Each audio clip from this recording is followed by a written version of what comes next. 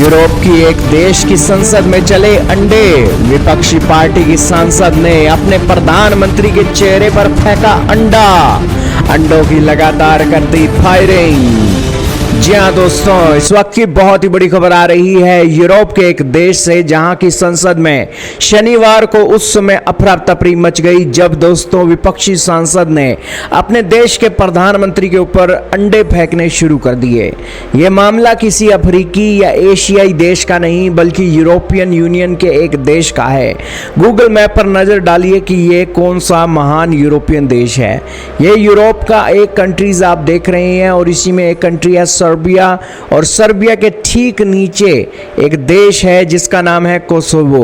यहाँ की संसद में दोस्तों इस तरीके से अंडे फेंके गए और ये संसद और इस संसद के पीएम काफ़ी चर्चा में आ गए हैं।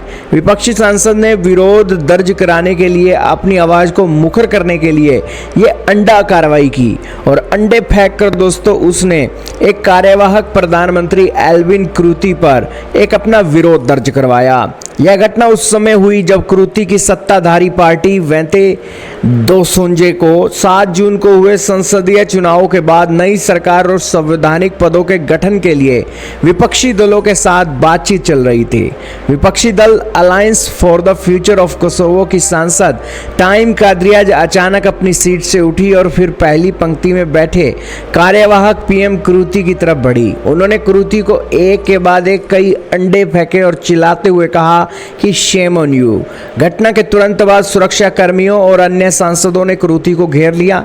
संसद के सभापति ने टीवी और सोशल मीडिया पर चल रहे लाइव प्रसारण को तुरंत रोकने का निर्देश दे दिया और कार्यवाही स्थगित कर दी। घटना के बाद क्रूती का पहला रिएक्शन आया, वो काफी शांत नजर आए। उन्होंने चुटकी लेते हुए कहा कि अगर राजनीतिक संवाद को जीवित रखने की कीमत अंडे खाना है तो मैं ये संघर्ष की कीमत चुकाने को तैयार हूँ। संसद में यह हंगामा तब हुआ जब क्रूती के नए राष्ट्रपति के चुनाव पर सहमति बनाने के लिए सांसदों से कुछ और समय मांगा। उन्हें संसद अध्यक्ष के नाम का प्रस्ताव रखना था, लेकिन आम सहमति न बनने के कारण उन्होंने अतिरिक्त समय की गुहार लगाई। 7 जून को कुल 120 सीटों पर हुए चुनाव के नतीजे आए। इसमें एल्विन क्रूती ने 53 सीटें जीती, लेकिन बहुमत से दूर रह गए। इस चुनाव में कोसोवो डेमोक्रेटिक पार्टी ने 22 सीटें और डेमोक्रेटिक लीग ऑफ कोसोवो ने 18 सीटें जीती। इन नतीजों के बाद कोसोवो में राजनीतिक गतिरोध बेहद गंभीर रूप ले चुका है।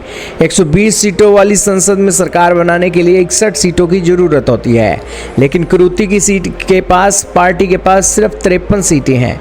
एलडी के प्रमुख लुमिर अब्दुशुक के साथ उनकी गठबंधन वार्ता अब तक बेनतीजा रही। चुनाव नतीजे घोषित होने के 30 दिनों के भीतर संसद का गठन करना अनिवार्य था, जिसकी समय सीमा शुक्रवार को खत्म हो गई।